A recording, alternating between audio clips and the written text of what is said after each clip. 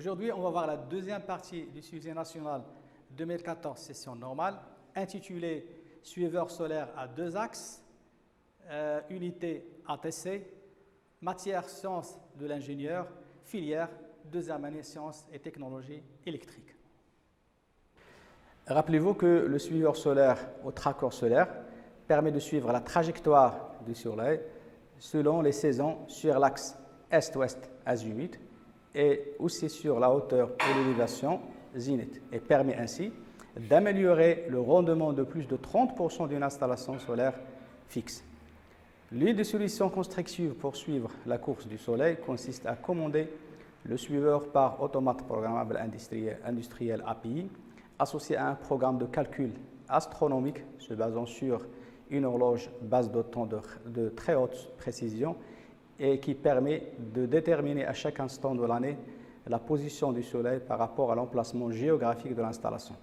Pendant la journée, le programme astronomique calcule la position du Soleil et ordonne à l'automate de positionner le module photovoltaïque sur les deux axes zénith et azimut. Situation d'évaluation 4, étude de l'acquisition et de traitement. Étude de l'acquisition de la vitesse du vent. L'acquisition de la vitesse du vent est assurée par un anémomètre. L'anémomètre se compose de 3 goupilles ici disposées de 120 degrés et montent sur un axe vertical ici. À l'extrémité de cet axe est fixé un aimant permanent, voilà l'aimant permanent, qui tourne face à une bobine L, voilà la bobine L, de résistance R, interne R. Et engendre dans celle-ci, c'est-à-dire dans la bobine, une force électromotrice considérée sinusoïdale, E0 de T, dont la fréquence est proportionnelle à la vitesse du vent. Donc le principe ici c'est simple, l'aimant tourne face à la bobine, donc il va engendrer un flux ou un champ variable, donc d'après la loi de Lenz, la FM induite E0 égale à moins d2 φ sur 2dt. Donc on va considérer que cette FM induite est sinusoïdale. Donc voilà la tension induite E0 de forme sinusoïdale de valeur maximale E max. L'objet de cette étude est de conditionner E0 de façon à obtenir une tension continue V4 qui varie proportionnellement à la fréquence de E0, donc à la vitesse du vent.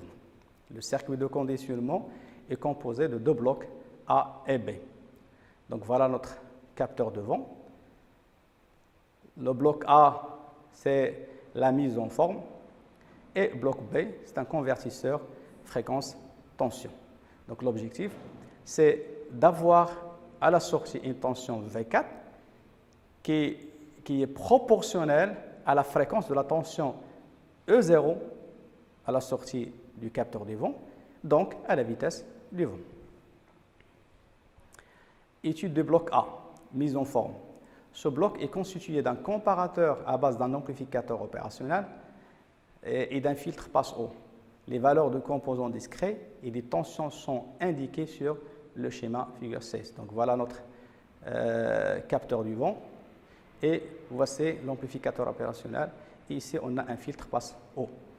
L'amplificateur opérationnel il est considéré parfait avec une tension de saturation plus ou moins V7 égale à plus ou moins 13 volts. Donc pour E0 égale à 0, et en négligeant la résistance interne de la bobine, c'est-à-dire R égale à 0, calculer la valeur de la tension V0 de V0.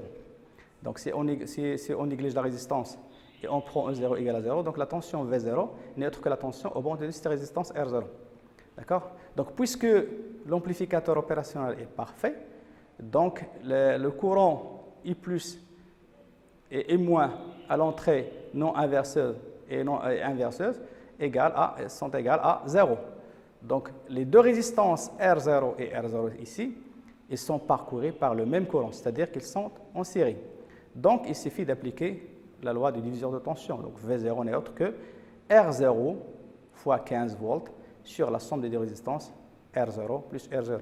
Donc on aura la tension V0 égale à 15 sur 2, donc égale à 7,5 volts. Calculer la valeur de la résistance R2 pour avoir V1 égale à 7,75 volts. De la même manière, U- égale à 0, Donc R1 et R2 sont parcourus par le même courant, donc ils sont en série. Donc diviseur de tension, V1 égale à R2 fois 15 volts sur la somme des deux résistances R1 plus R2. D'accord? Donc on aura la résistance R2 qui est égale à V1 fois R1 sur 15 moins V1. D'accord? Donc on aura tout simplement une valeur de, après calcul fait, 10,68 kΩ. Complétez le chronogramme de la tension V2. V2, c'est la tension à la sortie de l'amplificateur opérationnel. Remarquez ici que l'amplificateur travaille en régime non linéaire. D'accord? Donc c'est un comparateur. Il va comparer la tension V+ à la tension V-. Si V+ supérieur à V-, donc on aura la sortie plus Vsat. Sinon, on aura moins Vsat. V+ n'est autre que V0 et V-, c'est V1. Donc, en fait, on va comparer la tension V0 à V1. V0 supérieur à V1, V2 égale à plus Vsat. V0 inférieur à V1, V2 égale à moins Vsat. Donc, voilà la tension V0 à la sortie du capteur du vent qui est supposé sinusoïdal et la tension V1 de référence qui est constante. Donc, ici, dans cet intervalle-là, V0 est inférieur à V1, donc on aura la sortie V2 égale à moins Vsat. Donc, moins Vsat. Ici, dans cet intervalle-là, V0 il est supérieur à V1, donc on aura la sortie plus Vsat. De même ici, V0 il est inférieur à V1, donc on aura moins Vsat, et ainsi de suite. La tension V3, c'est la tension à la sortie du filtre passe-eau.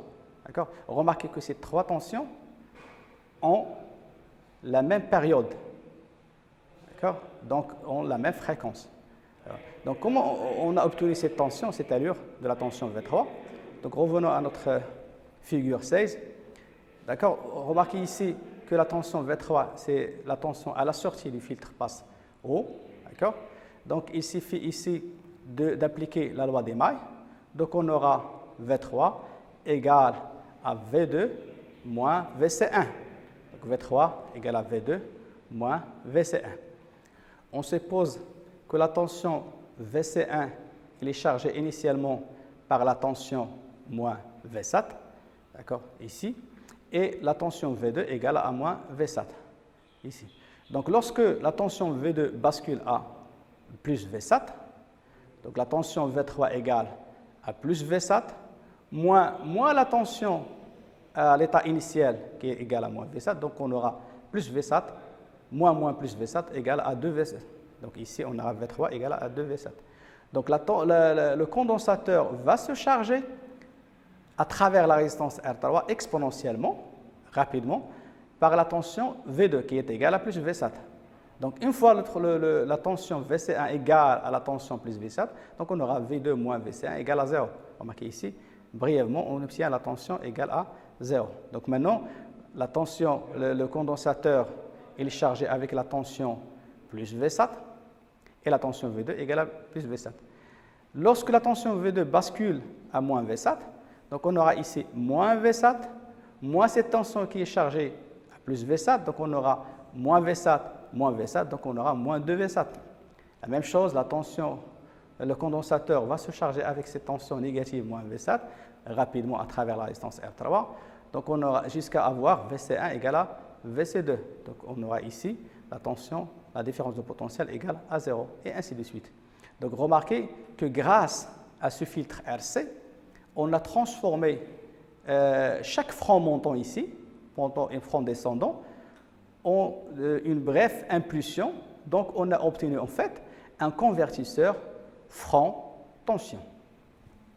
Synthèse du bloc B, convertisseur fréquence tension. Ce bloc, figure 17, voilà, est constitué de deux étages, étage 1 et étage 2. La tension V4 doit être en principe une tension continue qui varie proportionnellement à la fréquence des impulsions de V3, donc à la vitesse du vent.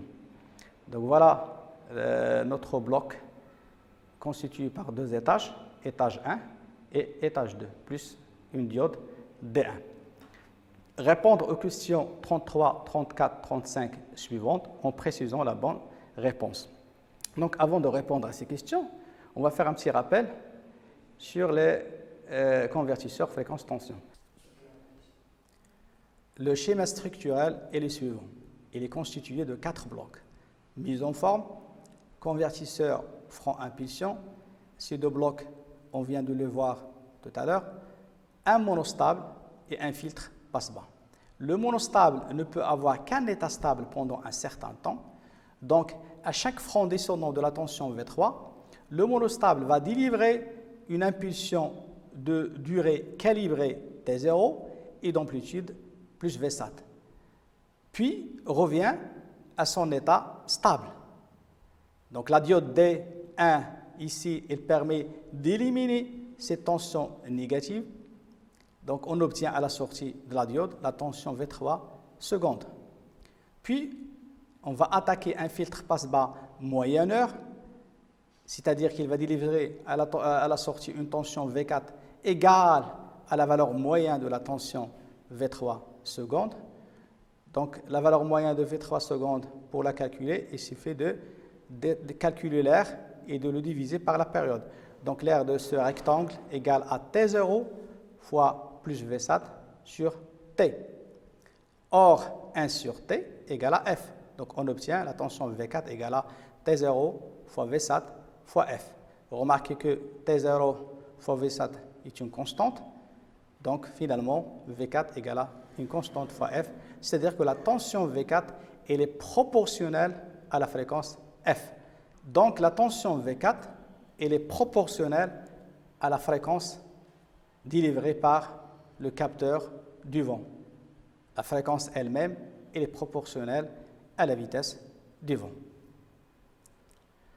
Répondre aux questions 33, 34, 35 suivantes en précisant la bonne réponse A ou B ou C. L'étage 1 est un multivibrateur stable, c'est-à-dire qu'il n'a pas d'état stable. Un amplificateur inverseur. Remarquez ici que la contre-réaction elle est dans la patte positive, donc ce n'est pas un amplificateur. Un monostable, oui c'est un monostable, parce qu'on vient de le démontrer tout à l'heure. Le rôle de la diode D1 est de protéger l'amplificateur opérationnel A2, modifier la constante de temps de l'étage 2, bloquer moins Vsat. La diode D, lorsque la tension à la sortie de l'amplificateur opérationnel A2 égale à plus Vsat, donc la diode D1 elle est polarisée en direct, donc elle est passante. Lorsque la tension égale à moins Vsat, la diode D1 elle est polarisée en inverse, donc elle est bloquée. Donc tout simplement la diode D1 permet de bloquer la tension moins Vsat. L'étage 2 est un filtre passe-bas, un filtre passe-haut, un filtre passe-bande. On vient de dire tout à l'heure que c'est un filtre passe-bas, précisément un filtre passe-bas moyenneur qui permet d'avoir à la sortie la valeur moyenne de la tension à l'entrée. Donc c'est un filtre passe-bas. On donne V4 égale à 0,0415 fois la fréquence F en Hertz, F égale à 3,34 fois la vitesse du vent en mètres par seconde. Calculez la valeur V41, V42 de la tension continue V4. Avec V41, c'est la valeur de la tension V4 pour une vitesse du vent égale à 72 km/h. La tension V42, c'est la valeur de la tension V4 pour une vitesse du vent égale à 54 km/h. Donc, il suffit d'appliquer ces deux relations qu'on a ici. Donc, V4 égale à 0,095 fois 3,34 fois la vitesse. Ici, la vitesse elle est donnée en mètres par seconde. Donc, il suffit de convertir cette vitesse-là en mètres par seconde. Donc, on aura tout simplement que la tension V41 égale à 0,095 fois 3,34 fois 72 000 sur 3600. Donc, il est égal, après tout calcul fait, 6,34 volts. De la même manière, on obtient la tension V42. Ici, on aura la vitesse qui est égale à 54 km/h. Donc, on obtient une tension de 4,76 volts. Algorithme de fonctionnement. La valeur de l'angle azimut consigne est retournée par le programme de calcul astronomique est stockée dans la variable interne MW0. La variable MW1 contenant la valeur de l'angle réel de déplacement fourni par le codeur incrémental s'incrémente quand le module photovoltaïque se déplace vers l'ouest et se décrémente dans le sens contraire. Donc l'idée tout simplement, c'est d'avoir à chaque instant l'angle réel égal à l'angle consigne donné par le calcul astronomique. Pour corriger les erreurs de parcours, la variable interne MW1 est remise à 0 à chaque fois que le module photovoltaïque passe par le sud. L'état du capteur de référence sud est mis dans la variable interne M0. Le cycle de positionnement est répété toute la journée à un intervalle régulier de 10 minutes. Voici les affectations des variables. MW0, variable interne mou de l'API contenant la valeur de l'angle azimut consigne. MW1, variable interne mou de l'API contenant la valeur de l'angle réel parcouru.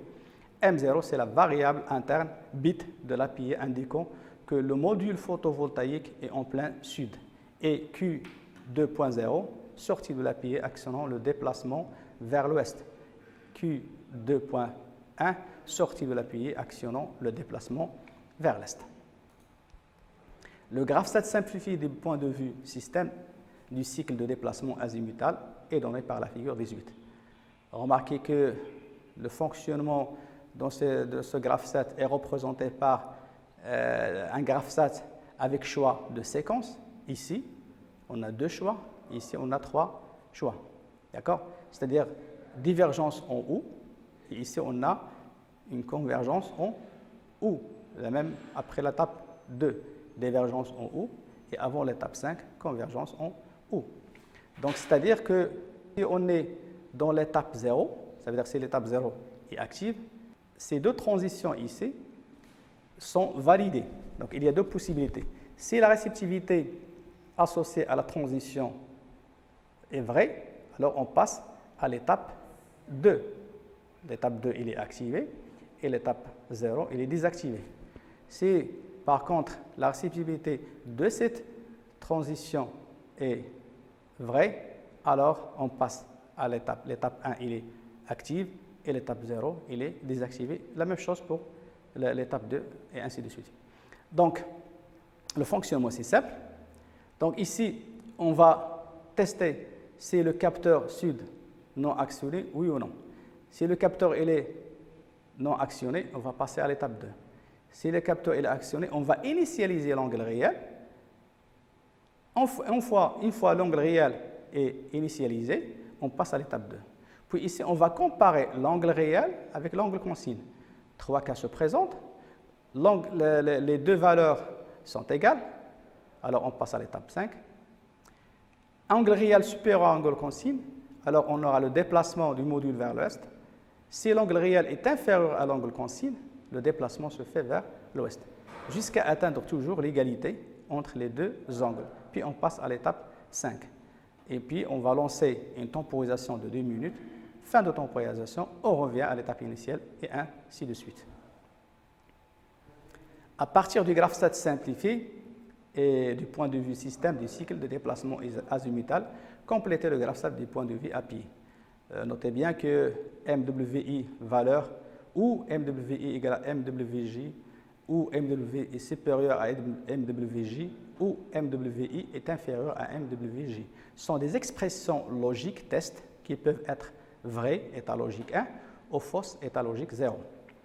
T1.Q, état logique associé à la sortie Q des temporisateurs T1. Donc, on va essayer de compléter le graphstat de point de vue API. Donc, ici, on a l'étape initiale. Après l'étape initiale, on va voir dans le graphstat de point de vue système. À l'étape 0, initiale, on va tester si le capteur sud il est actionné, oui ou non. Donc, la variable de capteur sud, c'est M0. Donc, il suffit ici de mettre M0 bar, c'est-à-dire que le capteur non actionné. Et ici, M0, c'est-à-dire si le capteur il est actionné. Donc, on va mettre ici M0. Puis ici, on a l'initialisation de l'angle réel. L'angle réel initialisé, on passe à l'étape 2. Après, on va tester ici, remarquez, l'angle réel, si il est supérieur à l'angle consigne, ou si l'angle réel est inférieur à l'angle consigne. Donc, on aura MW1 supérieur à MW0 et MW1 est inférieur à MW0. Après, on aura à l'étape 4 déplacé vers l'ouest, l'étape 3 déplacé vers l'est. Donc, déplacé vers l'est, c'est Q2.1, vers l'ouest, c'est Q2.0. Donc, on va mettre ici Q2.1 et ici Q2.0. D'accord? Puis après, on va tester l'égalité entre les deux angles, c'est-à-dire l'angle MW1 réel, si il est égal à MW0 consigne. Donc, on va mettre ici MW1 égal à MW0. De la même chose ici, MW1 égale à MW0. Puis finalement, on va lancer une temporisation de 10 minutes. À la fin de la temporisation, on revient à l'étape initiale. La programmation des actions associées à une étape XI découle des principes suivants. Donc, il y a ici l'action XI. L'action QIG est représentée par une bobine directe. L'action opération est représentée par opération. Exemple d'opération affectation. MWI égale valeur. Complétez le programme ladder suivant. Il suffit tout simplement de chercher les actions associées à ces étapes. D'accord? Donc, revenons à notre graphe set de point de vue appuyé. On va voir ici que l'action associée à l'étape opération initialiser le compteur, c'est X1. Donc, on va mettre ici X1. L'action associée à Q2 point, c'est X4. Et l'action associée à Q2.0, c'est X3. Donc, on va mettre ici X3, puis on va mettre ici X4. Voilà, merci de votre attention et à la prochaine séance, Inch'Allah.